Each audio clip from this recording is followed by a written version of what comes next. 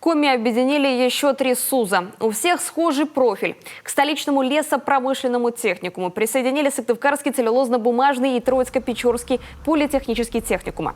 Соответствующее постановление подписал первый заместитель председателя правительства Коми Игорь Булатов.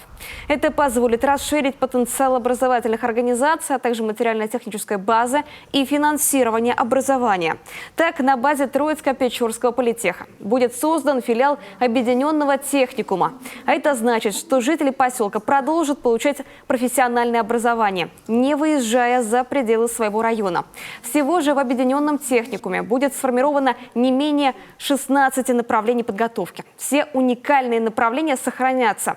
Мало того, их может стать больше, в первую очередь по лесной промышленности. Всего же в объединенном учреждении будут обучаться свыше 1200 студентов. Все педагогические работники сохранят свои места.